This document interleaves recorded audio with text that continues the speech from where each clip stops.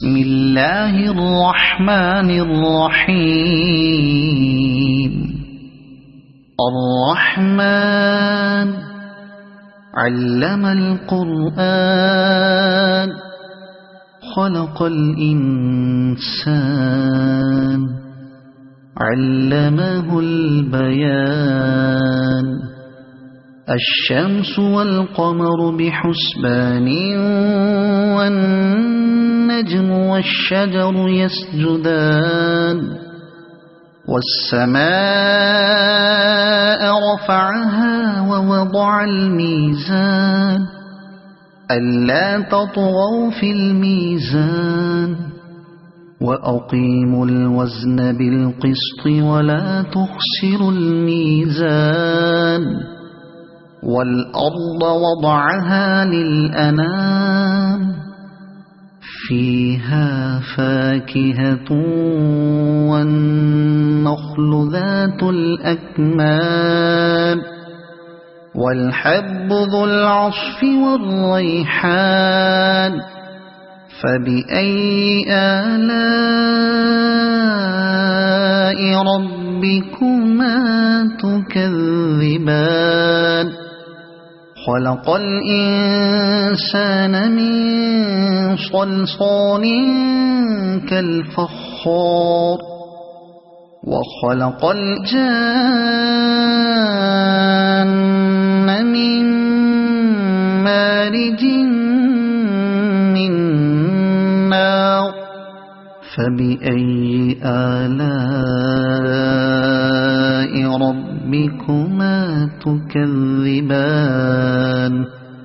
رب المشرقين ورب المغربين. فبأي آلاء ربكما تكذبان. مرج البحرين يلتقيان بينهما برزخ لا يبغيان. فبأي آلاء ربكما تكذبان. يخرج منهما اللؤلؤ والمرجان. فبأي آلاء ربكما تكذبان. وله الجوار المنشآت في البحر كالأعلام. فبأي آلاء ربكما تكذبان. كل من عليها فان ويبقى وجه ربك ذو الجلال والإكرام.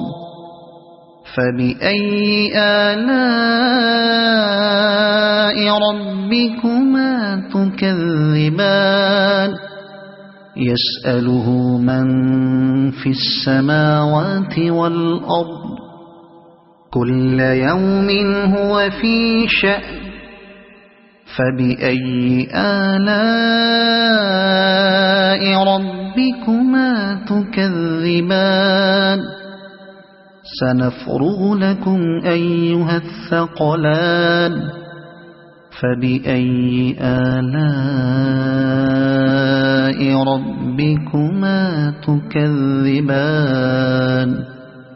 يا معشر الجن والإنس إن استطعتم أن تنفذوا من أقطار السماوات والأرض فانفذوا لا تنفذون إلا بسلطان. فبأي آلاء ربكما تكذبان. يرسل عليكما شواظ من نار ونحاس فلا تنتصران. فبأي آلاء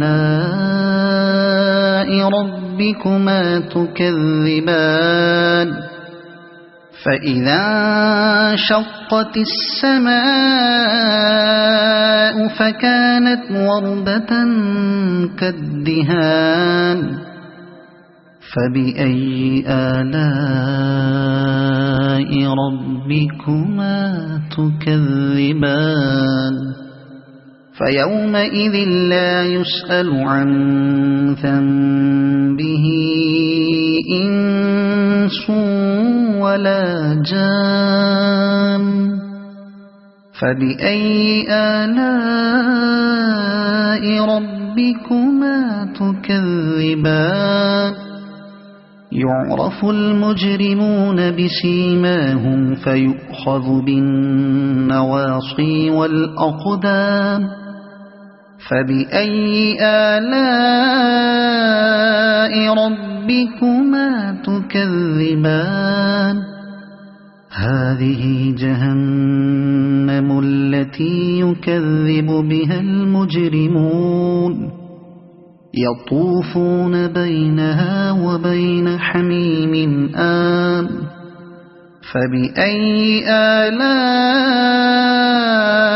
ربكما تكذبان ولمن خاف مقام ربه جنتان فبأي آلاء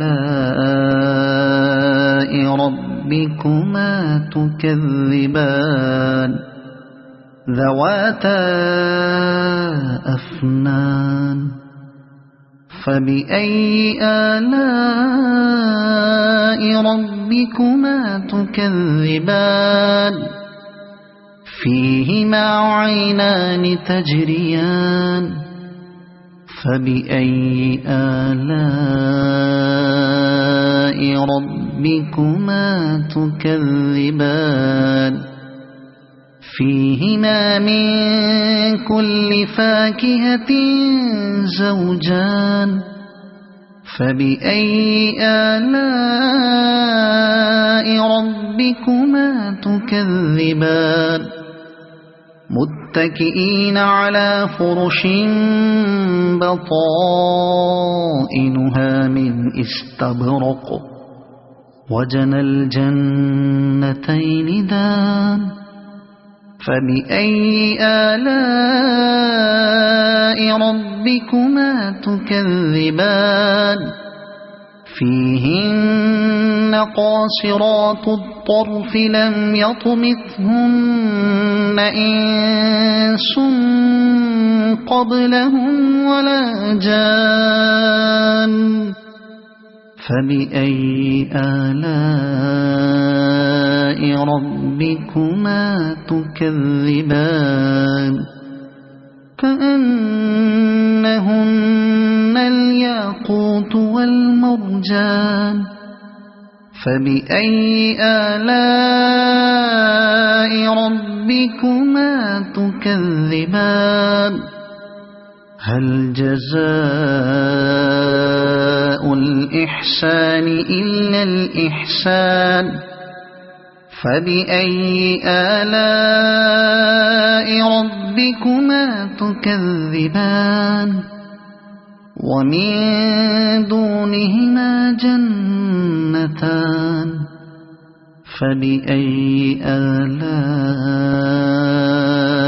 ربكما تكذبان